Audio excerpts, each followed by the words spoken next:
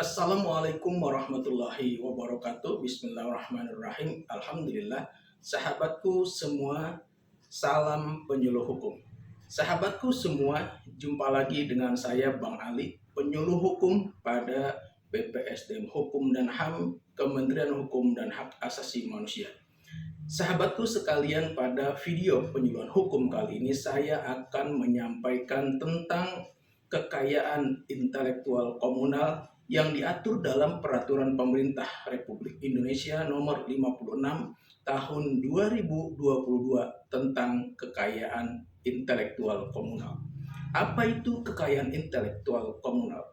Kekayaan intelektual komunal yang selanjutnya disingkat KIK adalah kekayaan intelektual yang kepemilikannya bersifat komunal dan memiliki nilai ekonomis dengan tetap menjunjung tinggi nilai moral, sosial, dan budaya bangsa. Kekayaan intelektual komunal ini merupakan salah satu bentuk kekayaan intelektual yang bentuk kepemilikannya bersifat komunal. Jadi ada dua bentuk kepemilikan terhadap kekayaan intelektual komunal, yaitu kepemilikan personal dan kepemilikan komunal. Kekayaan intelektual yang kepemilikannya personal adalah kekayaan intelektual yang bersifat eksklusif dan individual, seperti hak cipta, paten, merek, desain industri, rahasia dagang, dan desain tata letak sirkuit terpadu. Sedangkan kekayaan intelektual yang kepemilikannya komunal adalah kekayaan intelektual yang bersifat inklusif dan kelompok serta merupakan warisan budaya tradisional yang perlu dilestarikan karena menjadi identitas suatu kelompok atau masyarakat. Yang dimaksud dengan bersifat inklusif adalah dapat melibatkan pihak yang memiliki komitmen untuk merawat, menjaga, memelihara, mengembangkan, dan menggunakan. Adapun jenis kekayaan intelektual komunal terdiri atas yang pertama, yaitu ekspresi budaya tradisional. Ekspresi budaya tradisional adalah segala bentuk ekspresi karya cipta, baik berupa benda maupun tak benda, atau kombinasi keduanya yang menunjukkan keberadaan suatu budaya tradisional yang dipegang secara komunal dan lintas generasi. Ekspresi budaya tradisional ini memiliki ciri-ciri, yaitu pertama, mengandung nilai, cara pandang, dan bentuk tradisional, serta disusun, dipelihara, dan dikembangkan baik di dalam maupun di luar konteks tradisional. Kemudian kedua, diampu dan diemban secara komunal dan bersifat kolektif oleh masyarakat hukum adat dan atau komunitas lokal sebagai komunitas asalnya. Kemudian yang ketiga, dikembangkan secara terus-menerus oleh komunitas asal sebagai respon terhadap lingkungan hidup, alam, dan sejarah. Yang keempat, dipelihara, dipergunakan, dan diteruskan secara lintas generasi. Dan yang kelima, memberi kesadaran identitas, keberlanjutan, dan mempromosikan penghormatan terhadap keragaman budaya dan kreativitas. Yang termasuk ekspresi budaya tradisional yaitu verbal, tekstual, musik, gerak, teater, seni rupa, upacara adat, arsitektur, landscape, dan atau bentuk ekspresi lainnya sesuai perkembangan. Dalam mewujudkan bentuk ekspresi budaya tradisional dapat menggunakan sumber daya genetik. Kemudian jenis kekayaan intelektual komunal yang kedua yaitu pengetahuan tradisional. Pengetahuan tradisional adalah seluruh ide dan gagasan dalam masyarakat yang mengandung nilai setempat sebagai hasil pengalaman nyata dalam berinteraksi dengan lingkungan, dikembangkan secara terus-menerus dan diwariskan pada generasi berikutnya. Pengetahuan tradisional ini terdiri dari metode atau proses tradisional, kecakapan teknik, keterampilan pembelajaran, pengetahuan pertanian, pengetahuan teknis, pengetahuan ekologis, pengetahuan yang terkait dengan sumber daya genetik, pengetahuan pengobatan, obat tradisional, dan tata cara penyembuhan, kemudian sistem ekonomi, sistem organisasi sosial, pengetahuan yang berkaitan dengan perilaku mengenai alam dan semesta, dan atau bentuk pengetahuan lainnya sesuai perkembangan. Kemudian jenis kekayaan intelektual komunal yang ketiga yaitu sumber daya genetik. Sumber daya dari tumbuhan, hewan, atau jasad renik yang mengandung unit yang berfungsi sebagai pembawa sifat keturunan yang mempunyai nilai nyata maupun potensial. Sumber daya genetik ini terdiri atas tumbuhan atau bagian tumbuhan yang mempunyai nilai nyata atau potensial, hewan atau bagian hewan yang mempunyai nilai nyata atau potensial, dan atau jasad renik atau bagian jasad renik yang mempunyai nilai nyata atau potensial.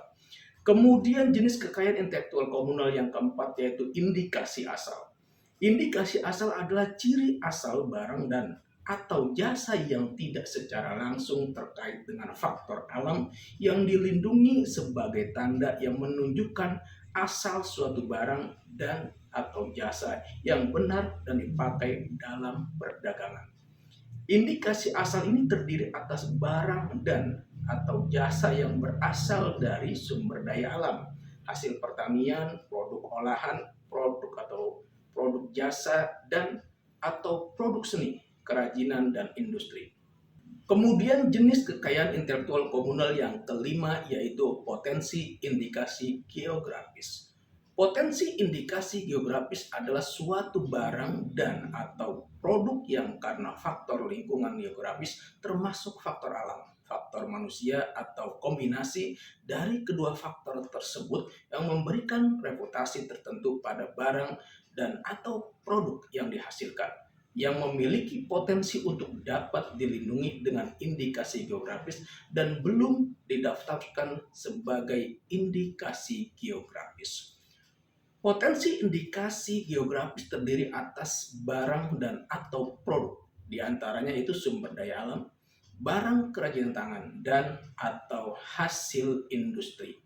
Hak atas kekayaan intelektual komunal berupa ekspresi budaya tradisional, pengetahuan tradisional, sumber daya genetik, dan indikasi asal merupakan hak moral yang bersifat inklusif, yang diampu dan atau diemban oleh komunitas asal yang memiliki manfaat ekonomi dan berlaku tanpa batas waktu.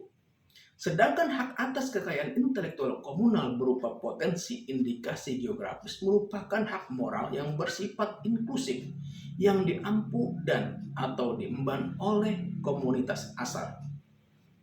Perlindungan hak moral yang bersifat inklusif bagi potensi indikasi geografis ini mendapatkan perlindungan eksklusif setelah didaftarkan menjadi indikasi geografis sesuai dengan ketentuan peraturan perundang-undangan.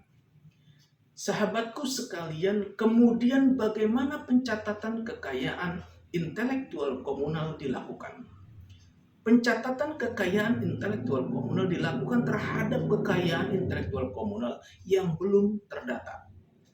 Pencatatan dilakukan oleh menteri atau kepala lembaga pemerintah non-kementerian dan atau pemerintah daerah sesuai dengan kewenangannya dan dilakukan secara elektronik berdasarkan permohonan atau pengkajian yang diajukan oleh komunitas asal kepada menteri atau kepada kepala lembaga pemerintah non-kementerian atau pemerintah daerah, atau pemerintah daerah kepada menteri atau kepala lembaga pemerintah non-kementerian. Pencatatan ini dilakukan dengan melengkapi persyaratan administratif yang diajukan secara elektronik atau non-elektronik.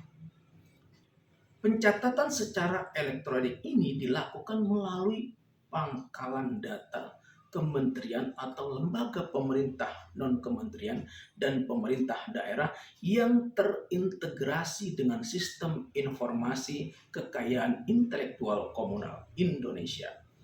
Jika tidak memiliki pangkalan data, kementerian atau lembaga pemerintah non-kementerian dan pemerintah daerah memanfaatkan pangkalan data yang telah tersedia di kementerian atau lembaga pemerintah non-kementerian atau pemerintah daerah lain. Kemudian terkait dengan persyaratan administrasi permohonan pencatatan ekspresi budaya tradisional.